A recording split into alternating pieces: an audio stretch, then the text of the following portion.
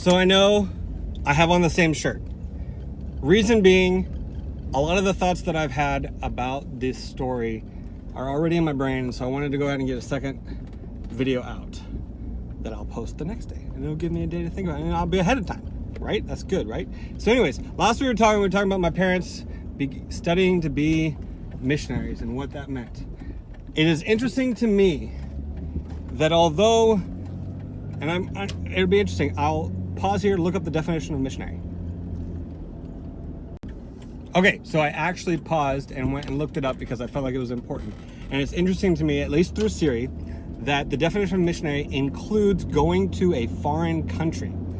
That to me is an important aspect of things because all of the connotations, all of the stereotypes, all of the difficulties, struggles, a lot of the things that, let's say it, revolving around my story, my family's story of being missionaries, specifically relates to being overseas.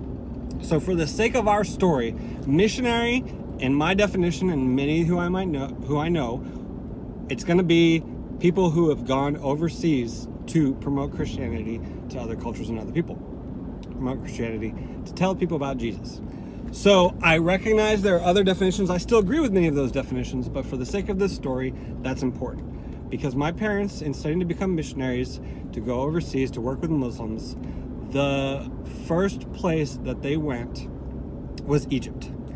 And it's hard because as I think back and as I try to remember, most of my first memories that I actually have are from Egypt. And I remember silly things and really important things. I remember that my mom, for one of my birthdays, made me a cake that was in the shape of like a man. So basically almost like a gingerbread man, but really big. To me, it was huge. As a kid, right, it was big and humongous and, it took up the whole table. It was just a normal sheet pan cake and it was just, shaping the man. And I just remember that. It was a big memory of mine. But another memory of mine is I remember the entrance to our apartment building. It had this like really wide staircase that you would go up and then you'd go and get on an elevator to go up to our apartment, which was on a really high story. And the really high story comes into play for multiple aspects.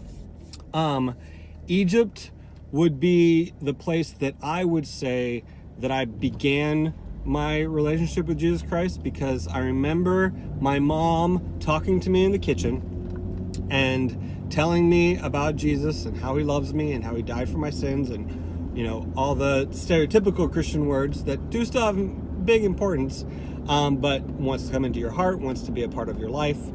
And I remember this because I was eating grapes. I don't know why, but I was eating grapes, and I remember that I liked them because they didn't have any seeds, and my mom was telling me about Jesus, and I accepted Jesus.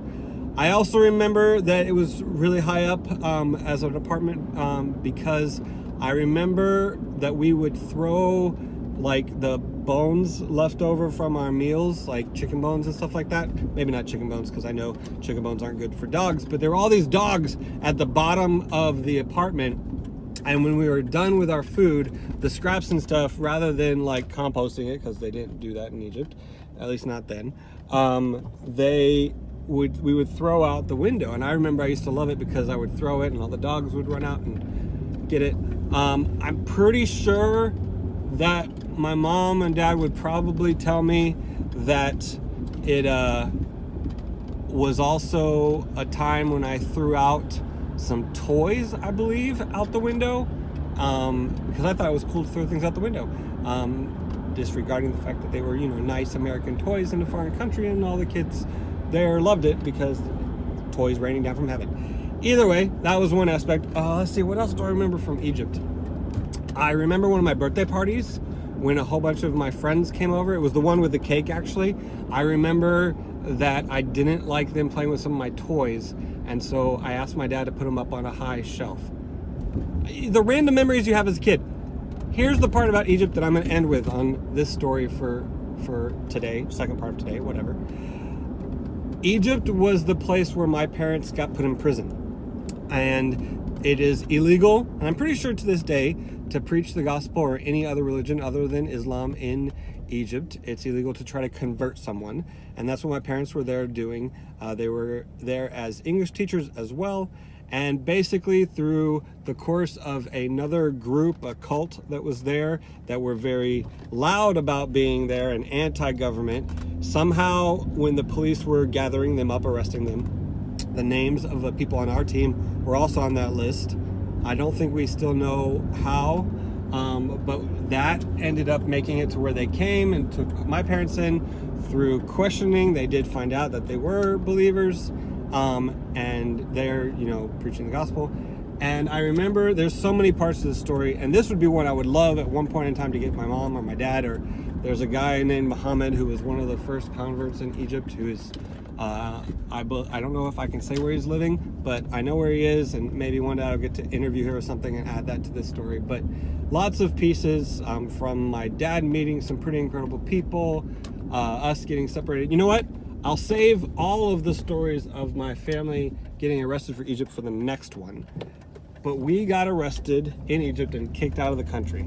The end of the story is that the American embassy got involved, got us out of the country, but technically, at least for my parents for sure, they are banned from the country of Egypt.